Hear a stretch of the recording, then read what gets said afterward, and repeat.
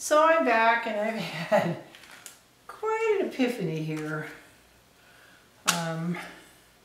I scrubbed off that blob that I left before we went to, told you I was going to take a break. I didn't like what the alcohol was doing. I didn't like the lack of transparency that I had. So I took a different tack. Believe it or not, this is just water with our pigments. And then the couple colors that I did mix with the Vivid, really super thin. I have that Stargazer and the Teal Zircon. I haven't used the Beach House or the Sea Spray yet. But I was able to drop some of that in there, spray a little alcohol. And I love the patterns I'm coming through with the orange coming through the bottom of it right now. It's kind of okay. I think I'm going to be brave enough to do another section. I know it's kind of crazy to just have this big old blob on that right at one side. I kind of wanted to make sure that I ended up with some kind of lilac over here because of all of that yellow over there. And so yeah. Sorry, just had a little accident off camera. Oops, no, it is on camera. You can see it. I dumped the Sea Spray over. Oops. This is what happens in real life. I'm usually pretty good about not dumping stuff over. A little bit of violet went in there, but that's okay.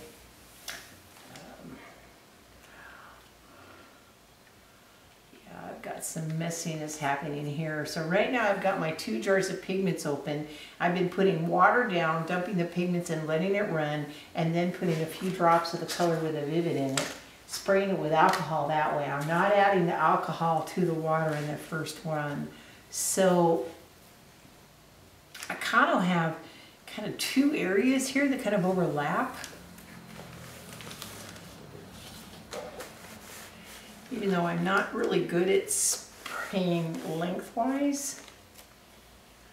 So I'm kind of confused as how I'm going to get this on the camera for you guys, but still paint it the way I would.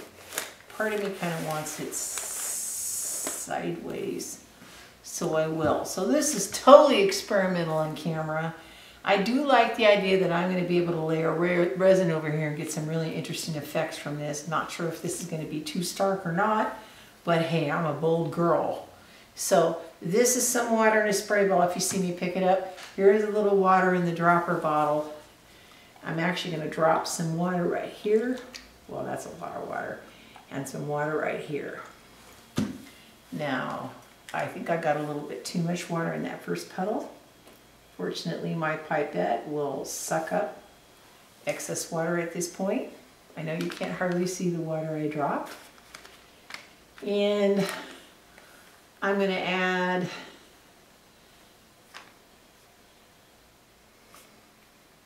some blue to that little pile.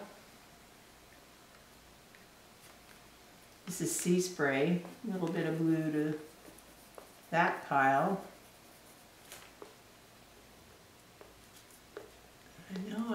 I love the look of that Chinese blue over the red, that beautiful blue. But of course, since this is just water, it's going to act strange, okay?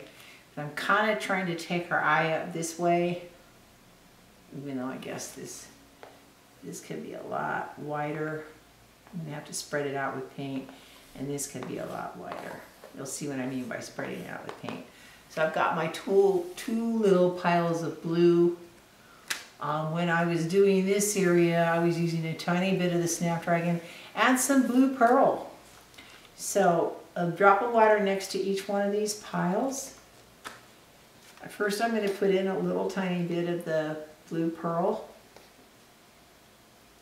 I know, this is totally outside of what you guys are normally used to seeing this do. Ooh, there's a little purple left on that stick. That's kind of interesting. I'm going to have to pick up any Snapdragon to get that too. Give me that. Over here, I will take a tiny bit of Snapdragon on the end of my pot. I'm just taking a few grains of these colors. See how that blue and that purple think I need a little bit more Snapdragon purple.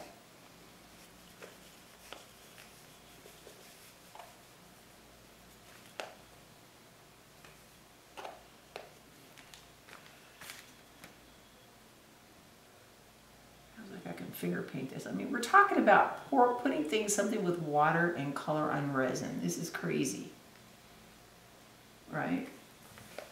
Absolutely nuts. I'm not liking what colors I'm getting here. I think I need a tiny bit more of this sea spray. And I'm also going to drop blue pearl here. Sorry, these are big containers. These are my lab sizes.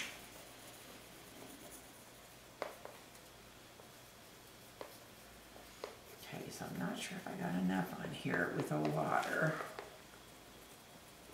Okay, now I'm gonna see how this works. I think what I did up here was I spritzed a little alcohol in it, right? See how that changes that? Then I might have done the alcohol afterwards. Then I'm going to pour a little bit of this color in here.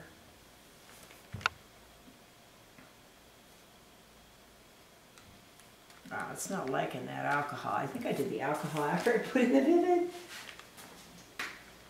That's okay. Let's use the heat gun and see what happens.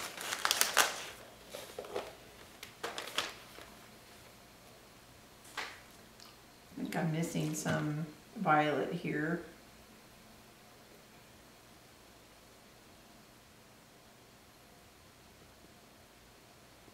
Almost more fun finger painting than it is to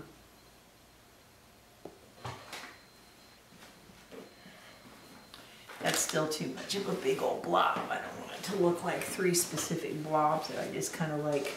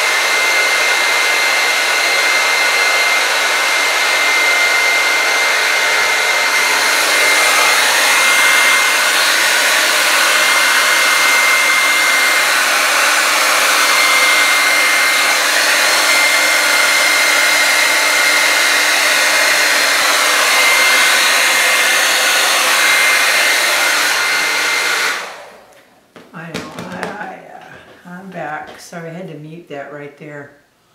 Okay, now I've got another color here. I have put some blue pearl earlier in the base, in the vivid base, versus me dropping it right in the water.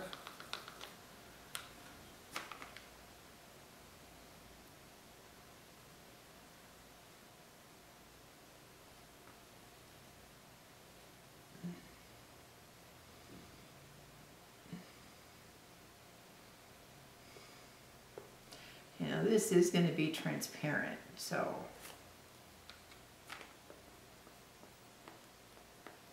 this blue pearl that I'm adding. Oh, this is starting to dry up already. That's kind of crazy. And this still looks like this is mostly water over here. I know it's crazy, I'm finger painting. I'm actually going to take some pigments. I've turned into finger painting and paint pouring. Absolutely, why not? I want a little more purple right there. I just want to see what happens if I add some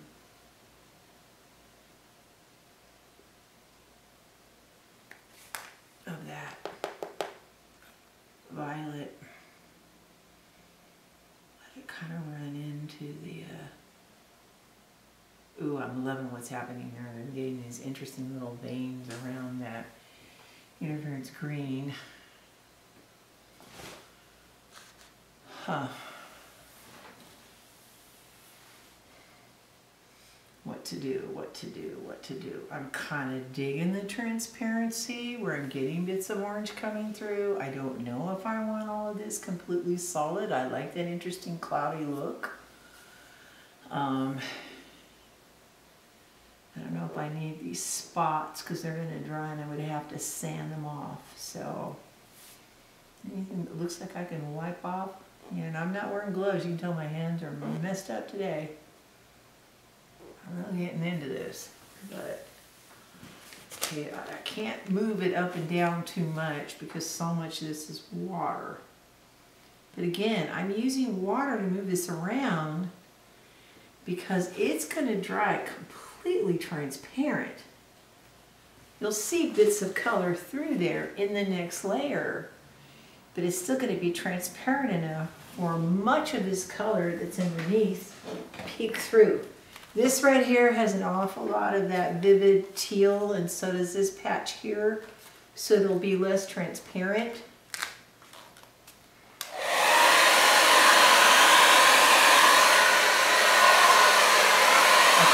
Puddle here.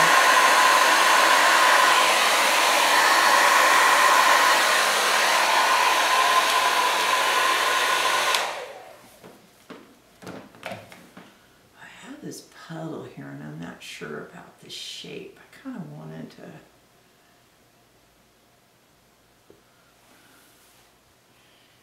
really liking it though. I mean, I'm liking that value. I'm going to put a tiny bit of Stargazer in here. See what happens.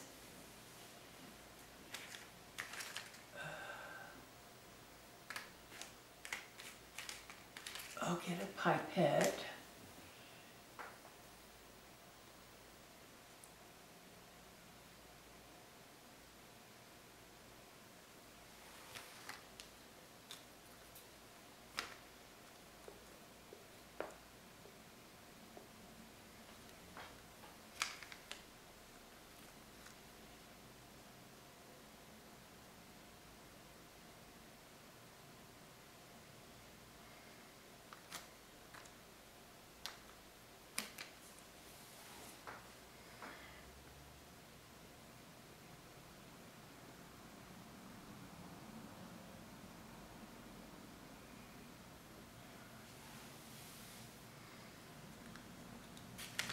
I know I'm quiet, sorry.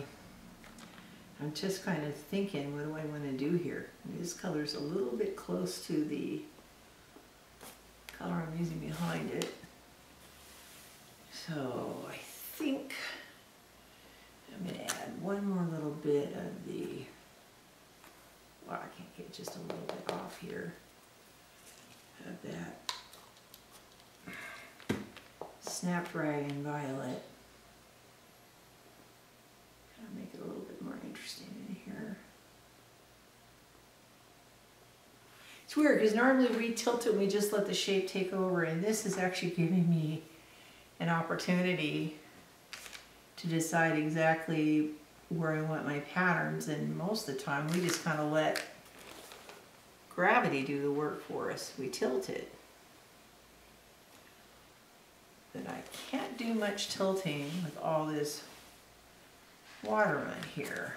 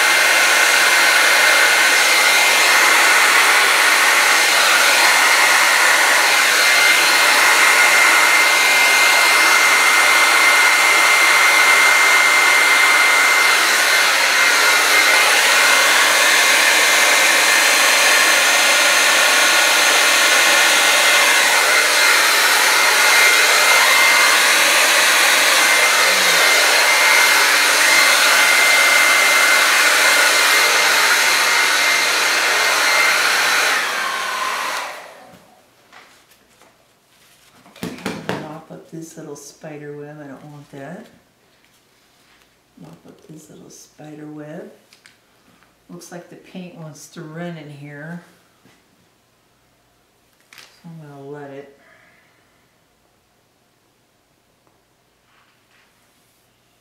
I think a tiny bit more of the Snapdragon right here. Actually, we have shaker jars, and I don't know why. I'm just tapping a couple grains off my stick, but you know, those of you who are uncomfortable with this idea getting messy. But if you already own the pigments, this gives you another way to use them in between layers of resin.